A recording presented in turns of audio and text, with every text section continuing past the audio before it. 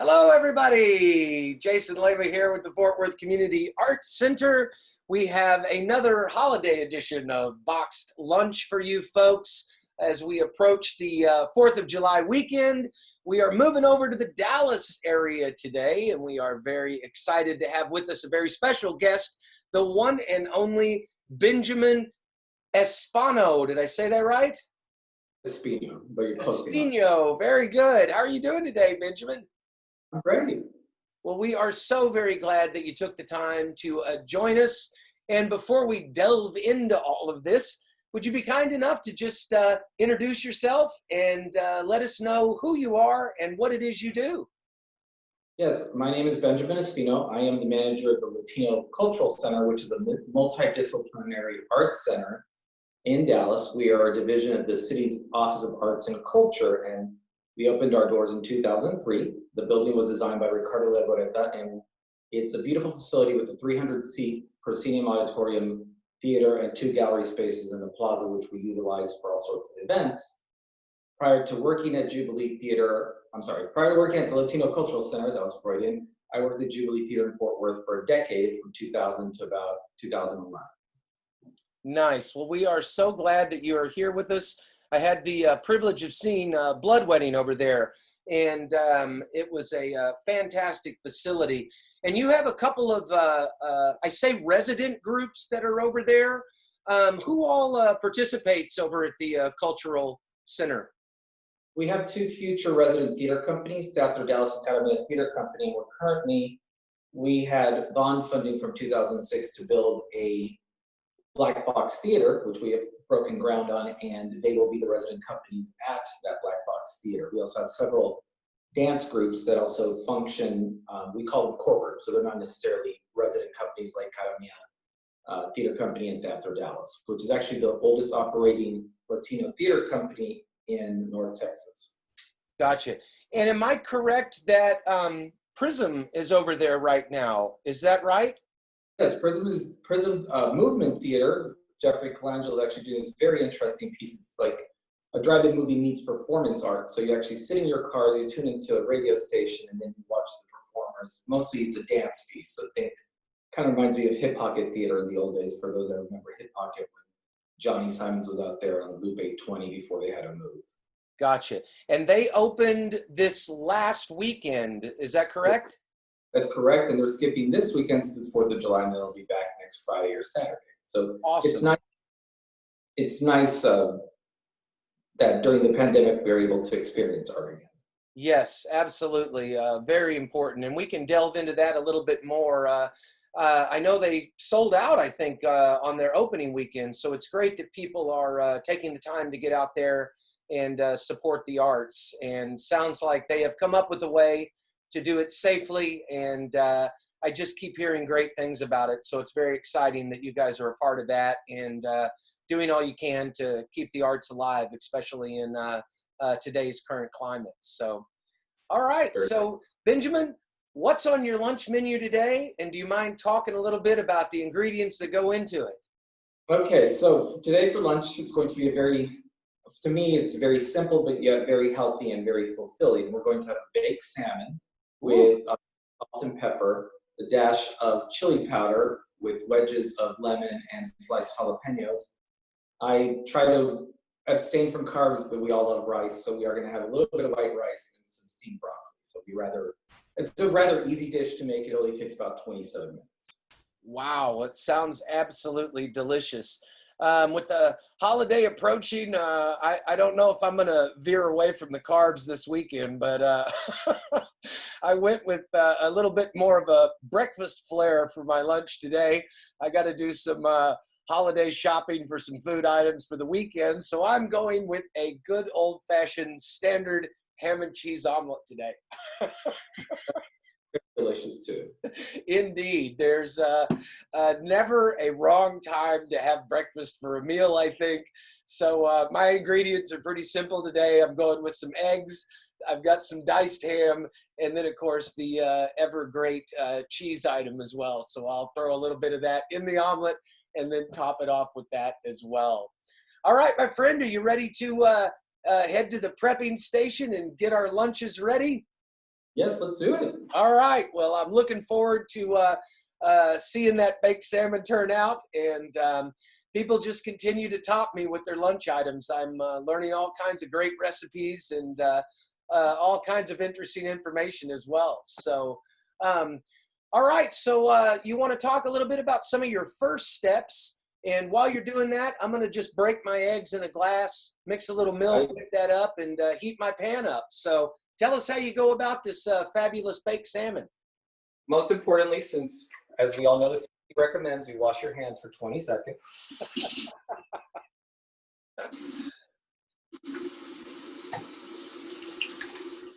Do you have a song you sing while you wash, or a phrasing that helps you keep up with the time?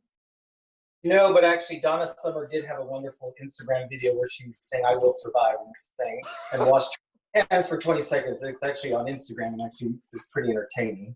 So. Nice. I used the Star Trek intro to boldly go where no man has gone before. So there's some great tips out there for hand washing recitals. I think that would make a great TikTok video, or a fun little fan service to see all the different songs people are singing while they're washing their hands.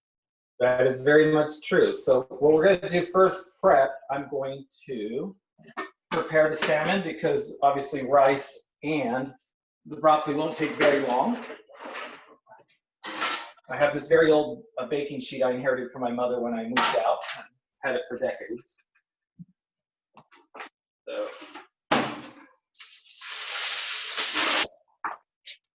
Grab some aluminum foil. I'll give everyone a better view of the fish in a second.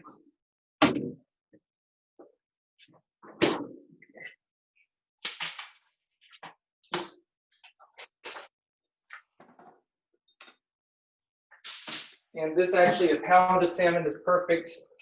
And you can actually make dinner or lunch for 2 people very easily.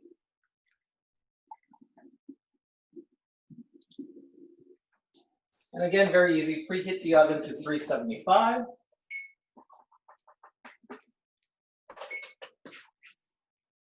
Throw some olive oil on it.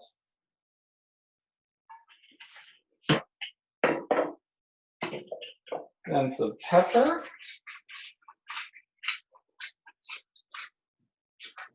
You throw in some salt.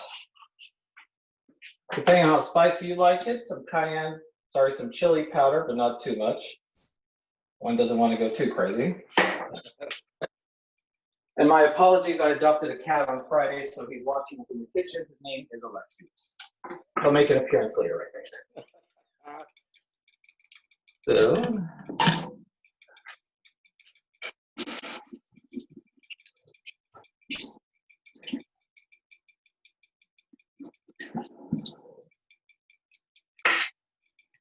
Good so far. While you're chopping that up, I just dropped my eggs into a little mixing bowl here and put a little bit of milk in there to make it a little bit fluffy. I'll just show you, I already got my ham all diced up here and ready to fall in there to that omelet. And then also just some shredded cheese there. So I got my butter melting on my pan here. Keep the eggs from sticking. That's usually the way to go. And sometimes it works, sometimes it doesn't. And I'm just going to kind of follow along with you here there, keep whipping my eggs. While you're prepping up there, I was wondering if you wouldn't mind talking a little bit, Benjamin, about how your organization or you yourself has been affected by and is reacting to the COVID-19 pandemic.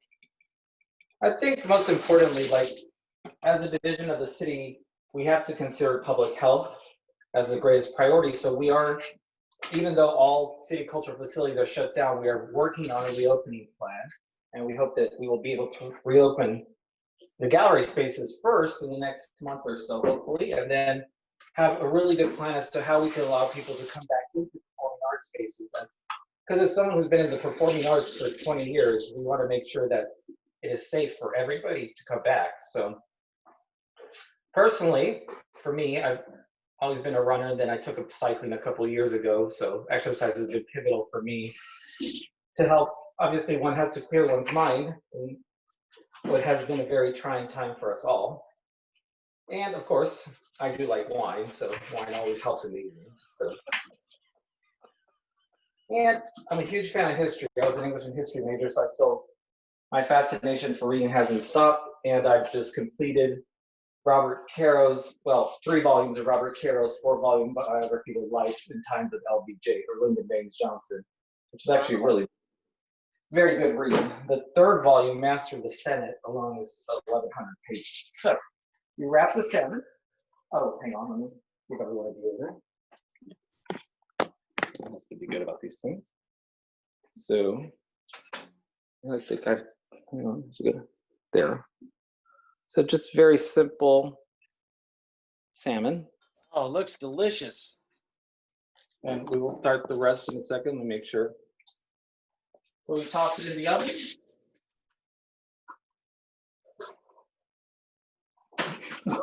Excuse me. Those jalapenos. So timer at 27 minutes. And then we'll start preparing some rice. Dash of olive oil. Half a cup of rice. I'll only eat a quarter of it. I mean, well, at least maybe half. Then put some salt and pepper.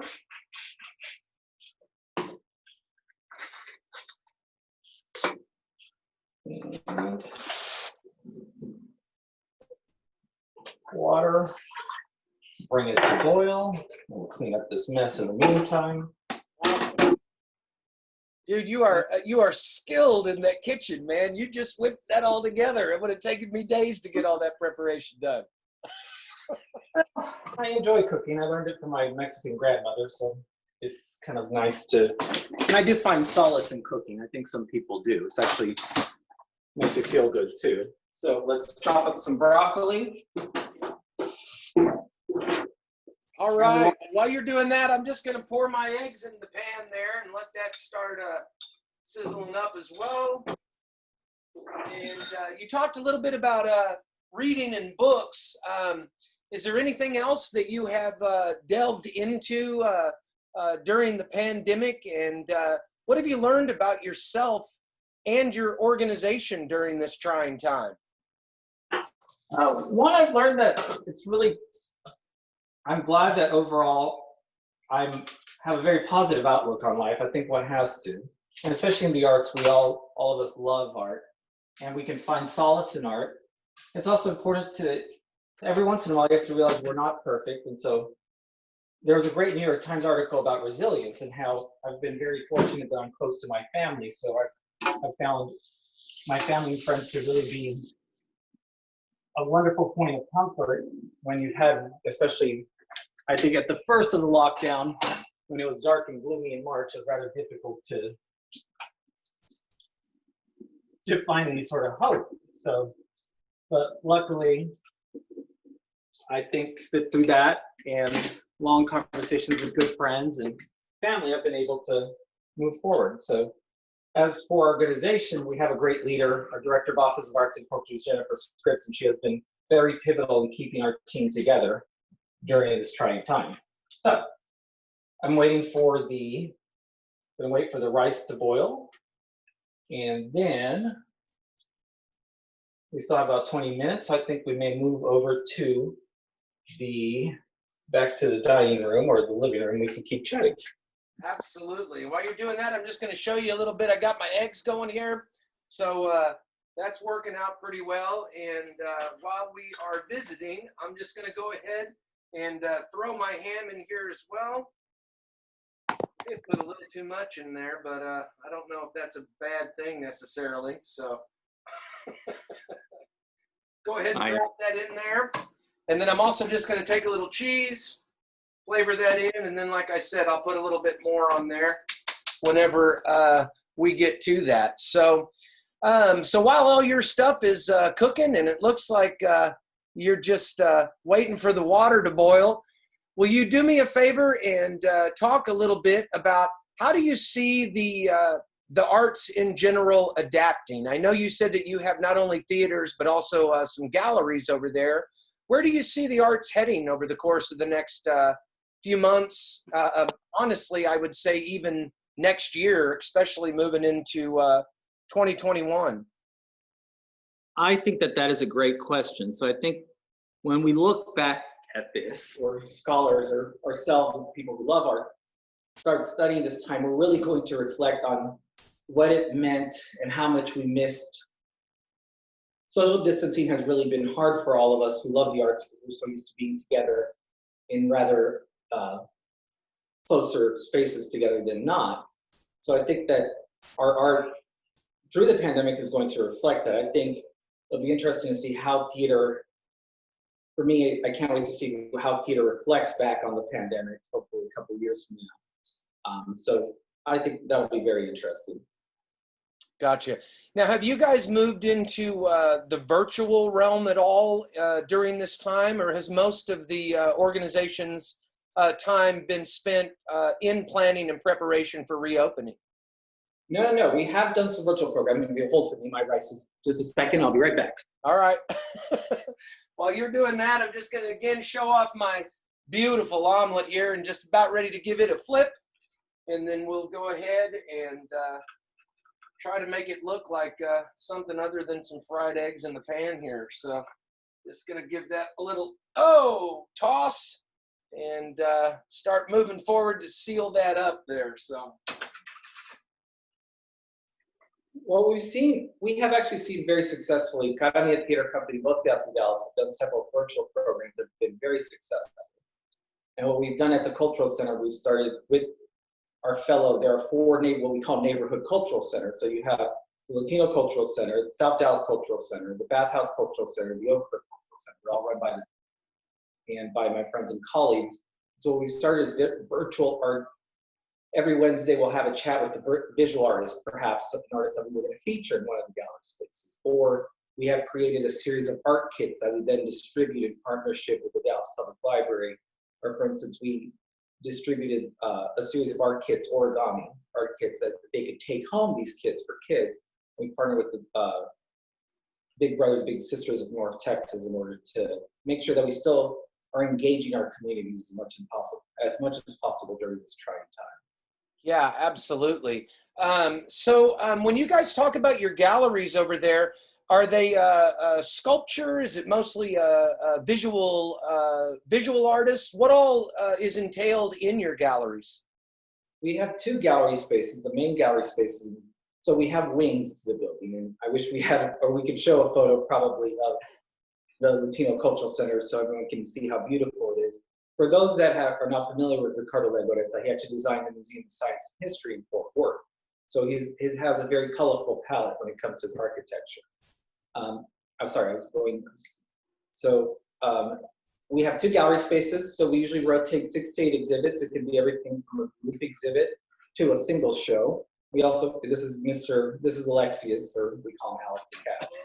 He decided to make an appearance. Fine. Hello, Kitty. Say hello. No, fine. Maybe he doesn't. Kitty. So we'll try to keep him behaved, but he does not. He's 2 years old, approximately. Bunches. As I was saying, so we do everything from group shows. I always like to feature at least one local North Texas-based, mostly Dallas artist, Latino artist, or Latinx, to use the term of art nowadays, once a year, to give that artist, usually someone with a body of work of at least 15 years, some credit to say, hey, you've been working a long time in the community. And to me, it's very important to feature local artists, because I believe that we have a wonderful trove of artists across Dallas and Fort Worth who do great work. Yes, absolutely. There are some fabulous people out there. And one of the things that I've mentioned a couple of times here on the Box Lunch program is that, sometimes it's difficult to seek the positive in situations like this. And I think a lot of that virtual realm has really been great in opening up opportunities to see artists and experiments that we normally wouldn't have necessarily had the opportunity or the time to check out. So I know that the virtual world has certainly opened the door to some great art that I don't know if we would have been able to have the opportunity to see. So that has been a small benefit, and it's been really interesting to see how people have been thinking outside of the box and literally bringing the insides of their organizations out into the world. So I think that has been blessing of sorts. And so we're just very glad that you guys are continuing to move forward and get that stuff done. So any summer programming going on virtually or? Virtual, as I said, we are distributing art kits. Actually, besides, after Prism Movement Theater's piece here in July, we are probably going to do a series of virtual, probably maybe one-person show or educational videos, hopefully in partnership with Academia Theater Company in the auditorium, which we can then share with the public. Again, this will be virtual, hopefully in August. Gotcha. And then September, Hispanic Heritage Month is around the corner, so we're starting to think, can we do programming outside the plaza? I mean, limited considering the pandemics, but still ensuring that we continue our mission and ensure that the center is relevant, as it is an important part of our community. Absolutely. I know you talked a little bit about some of the other cultural centers in and around Dallas. Are you all working together with a safety plan, procedures, reopening steps? Is that all coming together as a whole, or is each cultural center been on their own? No, again, as we are a division of the City of Dallas's Office of Arts and Culture, we will have a reopening plan for our whole department, which we're currently working on. And so that is part of, the city has a reopening plan, so we have several phases that have been planned for reopening. And they are in phases, and we will see, as obviously, I don't want to dwell on the fact that we see cases growing, but we have to be very vigilant and careful that we reopen when it's safe. So, I mean, I think we're taking the appropriate measures, and we are looking definitely to, here in Dallas County, our county judge, who has done an amazing job to ensure that public safety is the first and foremost priority. Yes, absolutely. So that's great to hear. And it's always nice when organizations are coming together to standardize and make sure that they're doing all they can to keep people as safe as possible. And obviously, those procedures are going to be imperative to getting us the opportunity to get back out safely and enjoy each other's art and company as well. So that's very exciting to hear. So in regards to your lunch menu, do you have any secret tips or processes to ensure deliciousness with that salmon? No, you just have to, sometimes you just have to eyeball it. 27 minutes may not be exact. It depends how much you want to cook. Usually I don't like my fish too rare, but you don't want it to be completely dry either, I think. So it sounds like temperature and time is key. Is that correct? Yeah, very much. Sometimes it's actually 27 minutes on the dot. Sometimes it takes a little bit longer. Let's go check on, I'll move back to the kitchen so we can check and see how we're doing. So we have plenty of time. Well, while you're doing that, I think my omelet's getting pretty close here. So I've got it sealed up there with that cheese, and I just added a little bit more on top there. So I'm going to go ahead and turn that heat off, and then let that top layer melt a little bit. And mine's looking pretty good and kind of getting close to completion, I guess. So how are you coming in there? We have 14 minutes for the salmon, so I'm going to set a placemat. You'll excuse me for a second, and then we can continue our conversation. Perfect. All right. I'm just going to check on this, make sure I didn't burn any eggs. Move that around, let that cheese get nice and hot.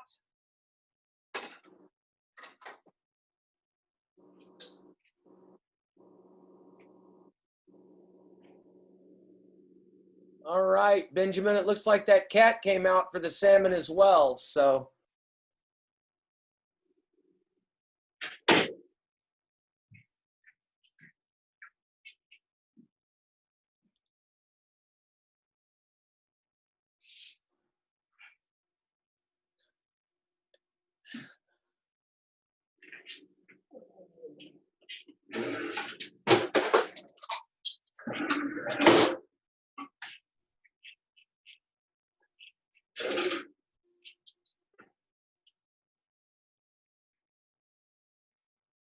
I have to say, Benjamin, you keep a very clean kitchen. I wish mine was that clean.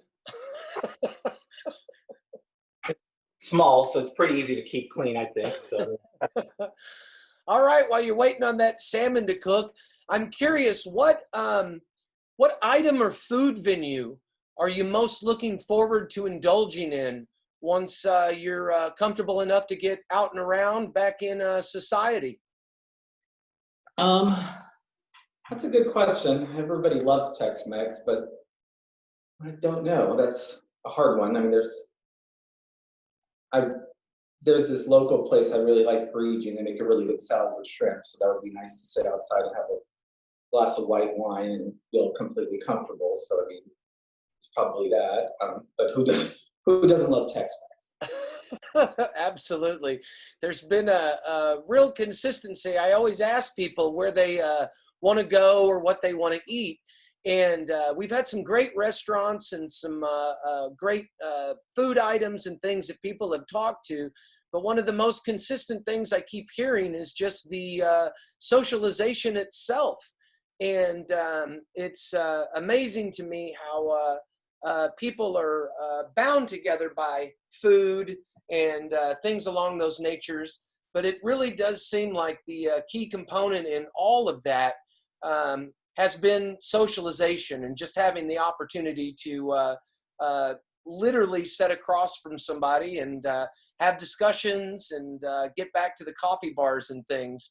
What have you missed most during this pandemic about the isolation and all of these safety measures? What comes to mind in regards to what you're looking forward to personally about getting back to, not just food, but just what creates a sense of normalcy for you? I think it would be having people coming into the cultural center. You realize that when you've been in the arts, I've been in the arts 20 years now, you really do miss the interaction of people. And for me, it's that sense of public service. And also as an arts administrator, the combination of having people coming back and seeing art and culture and having a sense of community, whether it's visual art or whether it's performing art, whether it's theater or dance, and coming back to the cultural center and using it as a center for the community, much like the work that Fort Worth Community Arts Center does. So that to me will be the best thing and the thing that I've missed the most. Gotcha.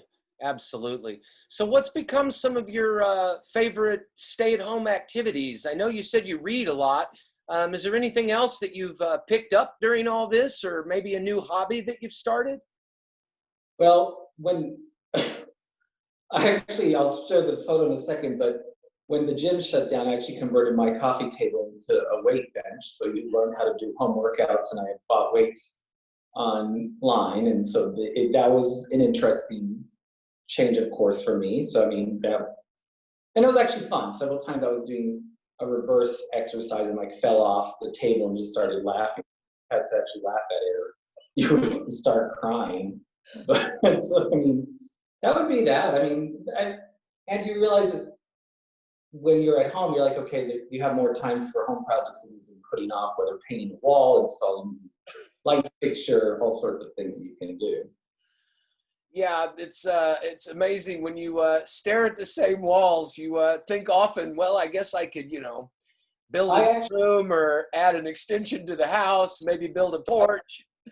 I mean, I rearranged my art several times that actually were like, okay, I've had the same Zoom call with the same art piece for a while. And here's a shameless shout out for Giovanni Valderas, who's the gallery manager of the Fort Worth Community Arts Center. I do love this piece that I got from him. Yes, he is. Very beautiful. It's called Spoils of Victory. And so when you walk into my condo, you can actually see it there. And so it's kind of, and I mean, Giovanni's a very talented artist. Yes, he is indeed. He's doing a great job over there with the galleries at the Arts Center. I think we're in the process of making our first switch since the epidemic hit and we did the shutdown. So I believe there'll be some paintings that remain up past this weekend, but I think we're finally getting some new pieces and starting to make some gallery changes as well. So he does a fantastic job. He had a great video during this for Sundays on the Screen, I believe it was. And it was a real hit making piñatas. So we're very, very fortunate to have him over there, and nice to see that his artwork is spread out all over the place. So yeah, he's been a real asset, and we're very grateful to have him. Yeah, and also, I'll be honest, on Sunday, I went to the Fort Worth Modern for the first time since the pandemic hit, because I've been at the opening for the Mark Bradford exhibit, so it was really nice to actually be back in the museum. They were having some preview days, so it was actually really, because I believe they're reopening July 1st. Yes, the public. that is correct. I believe the Carter is open already, right? And I think the Kimball is reopening too, so hopefully it's kind of nice to be able to experience art again. Yes, it absolutely is.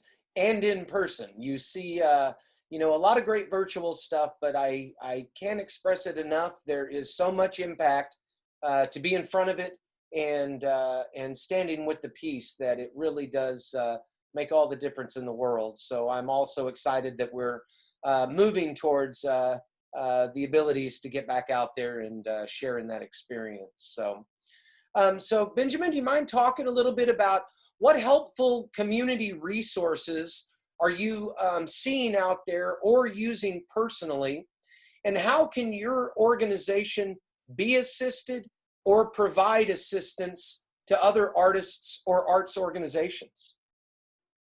Yes, so through the Office of Arts and Culture, our larger, so remember I'm a division within the Office of Arts and Culture, we still will have what we call Arts Activate grants for artists in you can check out opportunities on dallasculture.org. Again, that's dallasculture.org. I do still think that the relevance of everyone within the arts world across North Texas has been the power to be able to continue to program, whether it's virtually, whether it has been sharing with each other how we feel. And so I think that that's very important, and I think it has worked really well for many arts organizations during this time. Yeah, I'm curious, do you see the virtual opportunities staying with the cultural center there moving forward, even when we do get reopened? I know that a lot of people have really seen it as a tool. Do you see that continuing? I think that that we're going to see a major shift in how art is offered. So, I mean, that's something that we have to realize, but I mean, no virtual experience can replace listening to, let's say, the Vermeer Chamber Music Festival at Kimball, or I'm sorry, I forget the performance hall they perform on TCU's campus. I mean, you can't take that away from chamber music, but I think that virtual is here to remain for the foreseeable future and gives us other options as to how to offer art or how to experience art. So yes, absolutely. So yeah, so have you had a chance to catch Prism show? Yes, I was there for both nights, which actually felt really good. So again, back to my hip pocket theater analogy, there were 15 cars that were laid out in our parking lot, and so then the set was actually the entrance to the cultural center, and we had an early 2000s Honda Accord that functioned as the primary vehicle of the conversation piece between the two people. And the title of the piece was "Everything Will Be Fine."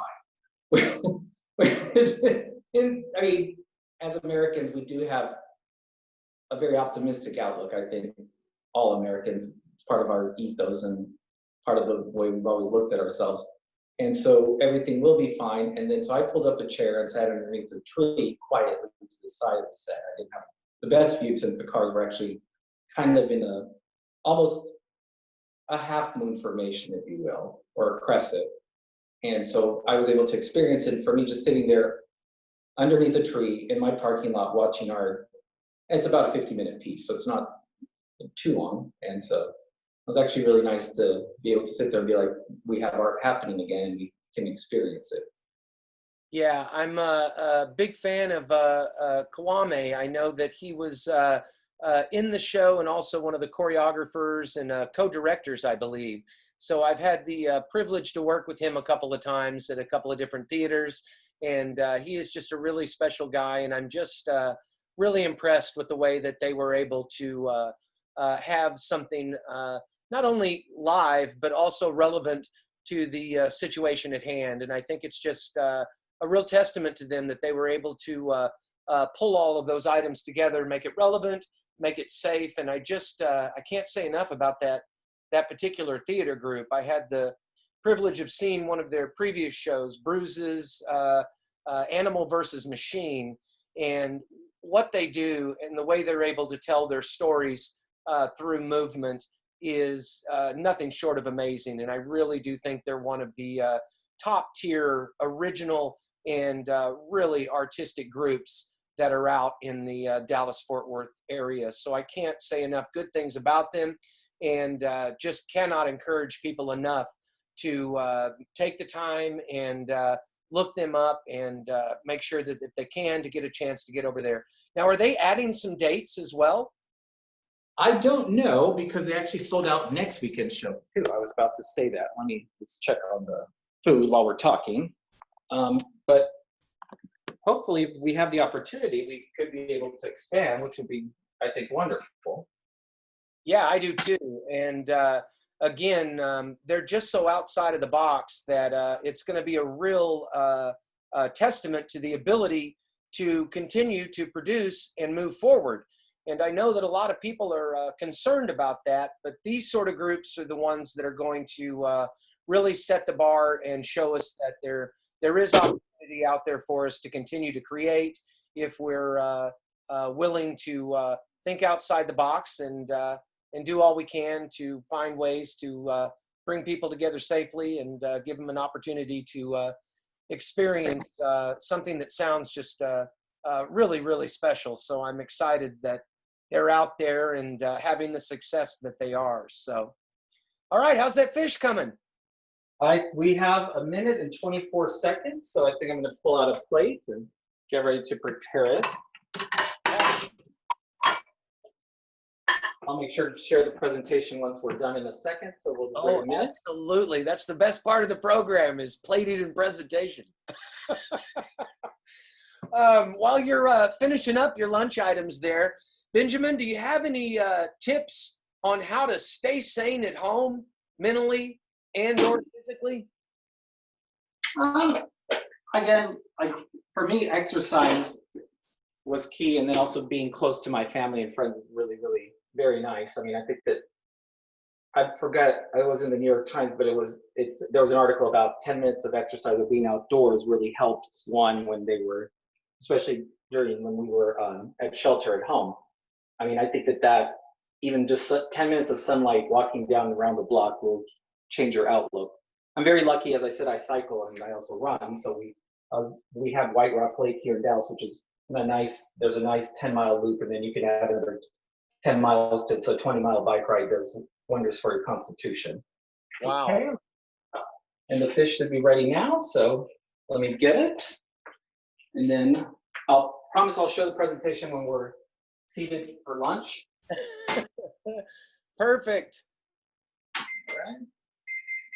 Now, I'm assuming your cat enjoys that salmon as well, right? Yes. Well, I gave him a little bit on Friday, I have to confess. So, I mean, he enjoyed it. So, you'll bear with me just a second. We're almost done.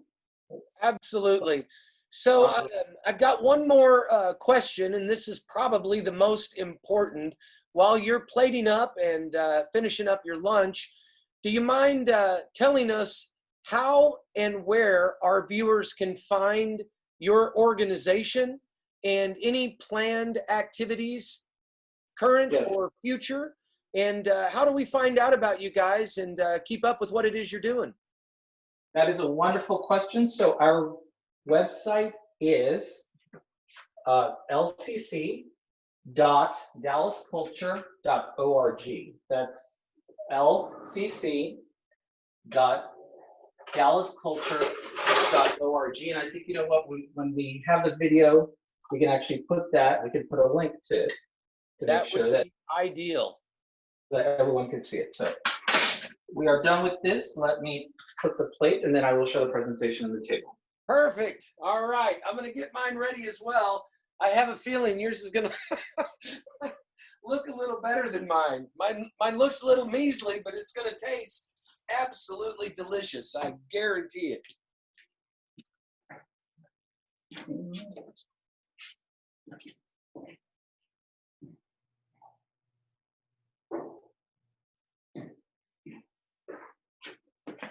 So we're going back over here. And here we go. Lunch in 27 or 29 minutes. Do Awesome. you see? I Cool. I do a little bit, move it over to the left, just there we go. Wow. Salsa always goes good with everything. We do live in Texas, and so this is one of those things. So there it is. And It looks again, absolutely fantastic. So I'm gonna Okay. show you mine. Just again, little ham and cheese omelet there. I'm gonna cut it in half just so you can maybe see the inside a little bit and see some of that ham and cheese that's in there as well. So I think you have me on presentation. Again, I always use my fine paper china when we move into the weekend. So, all right, I guess it's lunchtime, eh, Benjamin? well, Jason, it was a pleasure talking to you, and bon appetit. And thank you to the Fort Worth Community Arts Center for giving me this opportunity and for all that it does for Fort Worth for arts and culture. I know I've been there for many openings and shows, and I actually had the opportunity to meet Hardy and Betty Sanders, and they were quite patrons of the arts and really nice people. Well, we appreciate all those kind words. Same to you. Keep up the great work, please. Keep inspiring, innovating art, all kinds of great stuff over there. Benjamin, I can't thank you enough. Really do appreciate you taking the time and joining me for lunch. And with that being said, ladies and gentlemen, that is another edition of Box Lunch. We'll be back on Monday. Please make sure you follow us on Facebook, Instagram. We've got some great content over on our YouTube channel, Fort Worth Community Arts Center. And ladies and gentlemen, have a safe, happy holiday weekend. Bon appetit, Benji. Take care of yourself, and we'll be seeing you soon. All right. Thank you. Bye-bye, everybody.